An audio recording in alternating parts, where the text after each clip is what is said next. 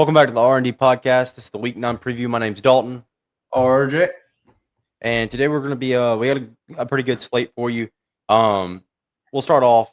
A lot of big news this week as far as head coaches getting firing. Saban comes out. He blames NIL for this and the fact that the boosters have a lot of control over programs due to the fact that they donate money. They feel like they can put more pressure on ADs to get rid of coaches quicker. RJ, with you being an Auburn fan, I know you feel pretty sharply about this. What's your thoughts? Yeah, I agree with Nick Saban.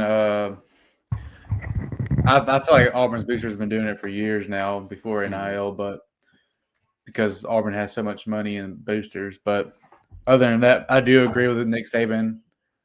I do think boosters are taking more control of the programs. The biggest news of the week, really and truly, is the UNC documentary. You got Bill Belichick. What's going on with his girlfriend?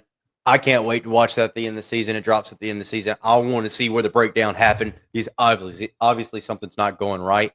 I don't know if you got to get that girl a headset or what, but something's got to change over there.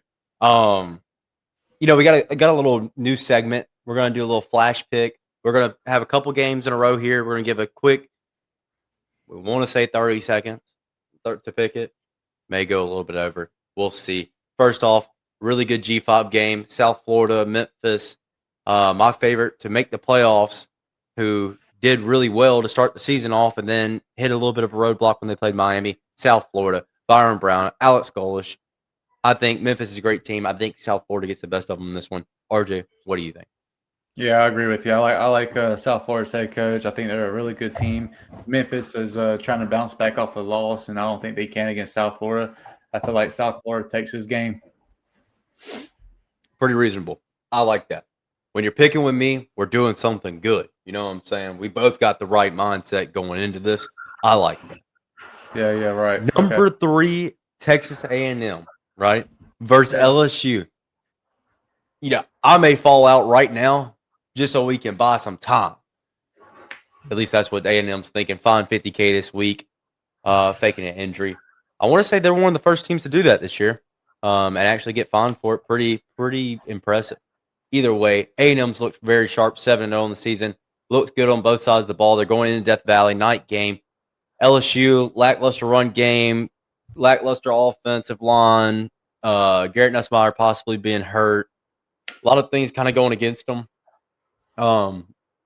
But who knows? I like Texas A&M because I think they've played well-rounded on both sides of the ball. I like Marcel Reed because I think he hasn't hit his ceiling yet.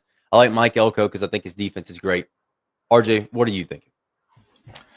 Man, I'm gonna go with LSU. I like when teams are when their backs are against the wall. It's at Death Valley, so I'm gonna take LSU this game. Texas A&M's undefeated. They gotta drop one soon. It's college football we're talking about here, so I feel like this game they'll drop against LSU at LSU. So I just got saying we're doing good. We're picking together. We're on the same path. But either way, we're good. It's great. We're chilling. Tennessee, big football week for them because now we go to Mizzou versus Vandy.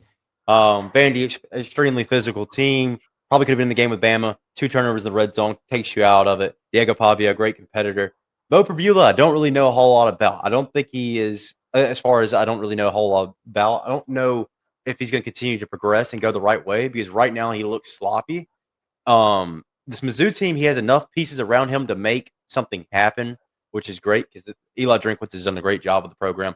I think Clark Lee and Diego Pavia are really, really good. I think Clark Lee is one of the best head coaches in college football at the current moment. Give me Vandy. Yeah, I'm gonna have to go with Vandy also. I feel like Vandy's a really physical team. I mean, yeah, they have one loss against Bama at Bryant-Denny, but Bama's been playing out of their freaking minds right now. So I'm gonna go with Vandy in this game against Mizzou. I don't think Mizzou is that great of a team. So bust out the headbands. It's getting hot. Hot yoga. Lane Kiffin, the number 8 Ole Miss Rebels take on number 13 Oklahoma Sooners this weekend. RJ, I'm going first every time. It's time to throw you out in the sunlight. It's time to let you burn, buddy. What are you thinking? I'm going to go Oklahoma this game, man. They got that run game going last game. John Mateer looked good. Yeah, he looked kind of shabby against Texas. Yeah, okay. It's his first game back off off of a bye, and then a game against Kent State he didn't play in. So yeah, he's gonna look sloppy, but he looked really good against who did they play last week? South Carolina. They played against South Carolina last week. Not a great defense, but still they got that run game going. John Mateer looked good, so I'm gonna go with the Oklahoma Sooners this game. Big part of Oklahoma's offense is relying on John Mateer. People were laughing as this past 2 weeks ago he plays Texas, he throws 3 picks. People are like, oh, this is your Heisman, but he got hurt. Like you couldn't have planned for that. You don't know a player's going to get hurt. The guy's a baller, nonetheless. Oh, he's playing SEC defenses. The kid's good. He's hurt. He just went to South Carolina and had a hell of a game, or at least a good enough game to win, and that means more than anything. I think Ole Miss is a great team. I think Lane Kiffin's a great coach. I think they had the guys up front to be able to get it done in a lot of football games. That being said, Brent Venables is great. Great defensive minded coach. Lane Kiffin, great offensive minded coach. This one's going to be a battle, but nonetheless, I like Ole Miss to bounce back. I think Lane Kiffin and this offense is going to be able to put things together. I think Don't forget about the Oklahoma defense, man. The Oklahoma defense is something serious. I'm not. I think at the end of the game, if you let me see the quarterback rushing yards, I think it's going to play a big part in this. I think if Chambliss and Mateer are able to run the ball, that team is going to serve pretty well. Chambliss, he played very well against Georgia. Your defense just kind of ran out of gas. I think Mateer still, he doesn't look 100% completely. He doesn't look like he did against Texas. But you can tell it's still kind of bothering him. He's still not making some of the throws or attacking the field like he was at the beginning of the season. I think Ole Miss is going to be able to come out here and get them a bounce back win and kind of send Oklahoma down. Anyways, that was fun. Kind of off the top, no thinking. This one's the game that we're really got on here to talk about. We've already talked about the Auburn game and Arkansas. Trap game. RJ thinks it's going to be a trap game. Bama versus South Carolina. Alabama versus South Carolina. Alabama is a 2-possession favorite going on the road against a mobile quarterback. Bama's hasn't played good against a 2-possession favorite and then going on the road against a mobile quarterback. Hear me out. I don't think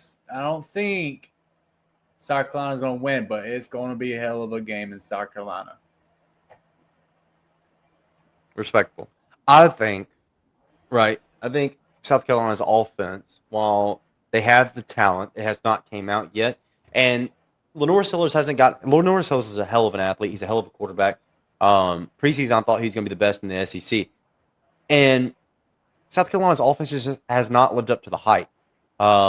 South Carolina's defense has been solid against the run, but passing-wise have not really been there.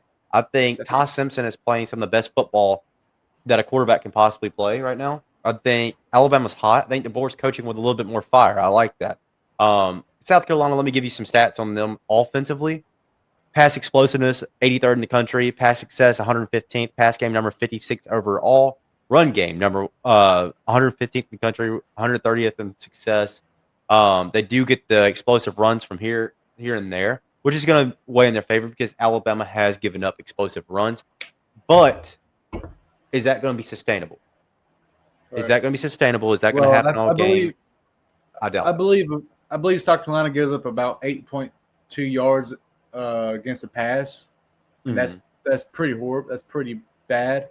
But I feel like South Carolina's going to make defensive adjustments and make y'all run the ball because Bama's run game hasn't been there. But last game it did come alive. But y'all are a passing team, right? Do you agree?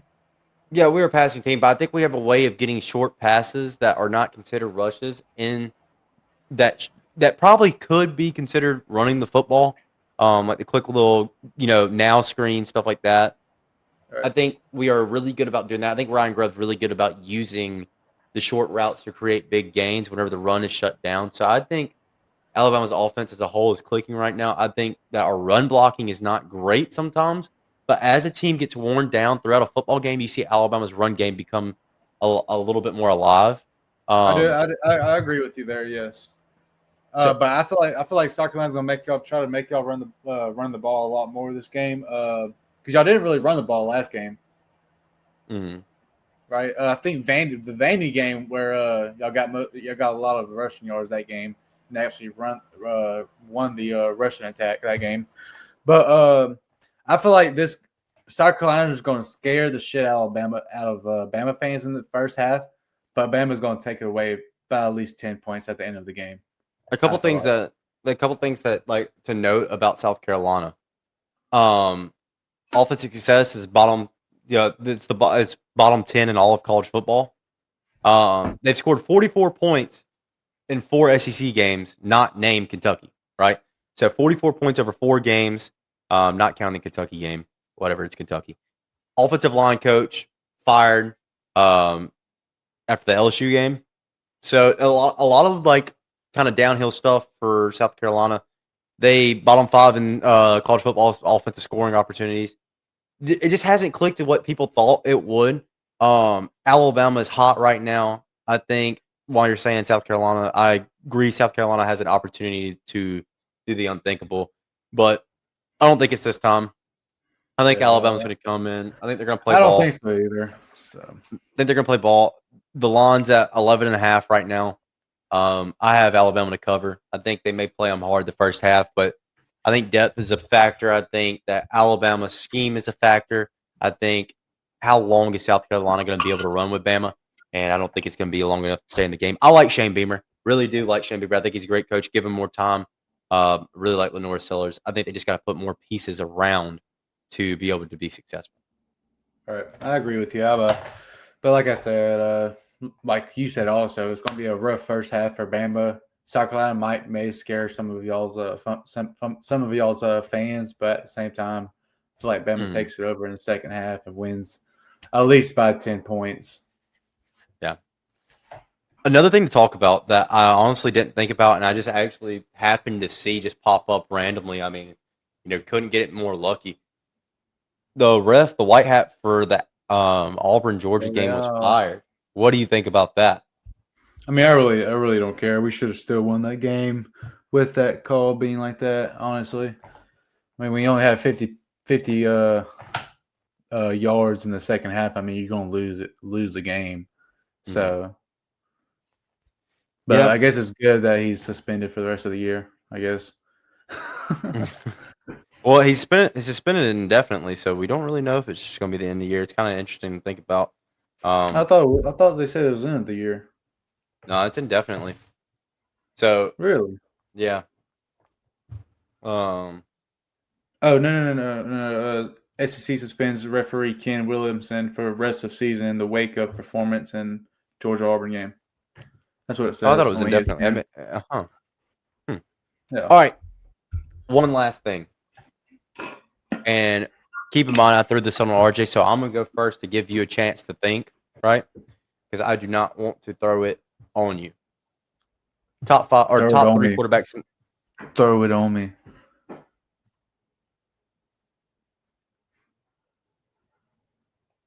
Anyways, we'll move past that, right? We'll move past that. Top 4 quarterbacks in the SEC right now.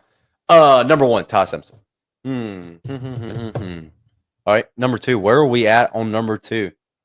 You got a couple people here. You got Gunnar Stockton, who's been impressive. You got Diego Pavia, who is Diego Pavia, right? He's a good quarterback. Chambliss, he's playing a hell of a game. Who else would think of Marcel Reed? He's playing a hell of a game. Who else? Taylor Green. Who else would you think? Taylor Green. Thank you. I don't know why I was forgetting his name. We'll come back to him in a minute.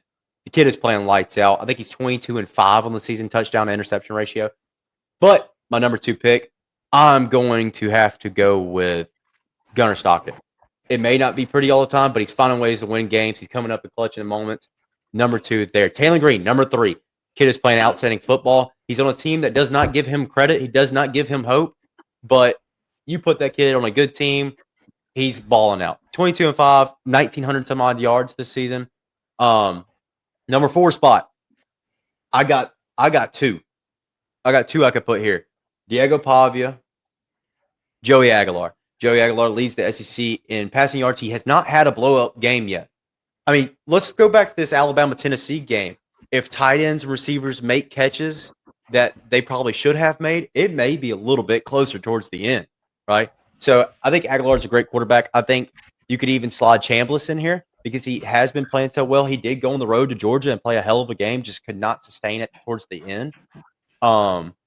Let's see, week 8, he went 19 for 36, 263, 1 touchdown, 9 carries, 42 yards, 2 touchdowns, playing against Georgia. It's Georgia. First road game, first big road game at a place not called Ferris State. You're at Ole Miss, you're in the SEC now. It's a little bit more out there. Anyways, that's my top 4. I would probably say Pavia's in that 4 spot. So I got Todd Simpson, Gunnar Stockton, Taylor Green, which I think you can interchange those two if you really wanted to. And then at 4, give me Pavia. I mean, not Pavia. Aguilar. 5 is Pavia. Okay, well, I'm gonna give you mine. Give me Jackson Arnold at 1. I'm kidding. Hey, that's been the RD podcast. Y'all have a good night. We'll catch No. Give me. I guess. What's his name?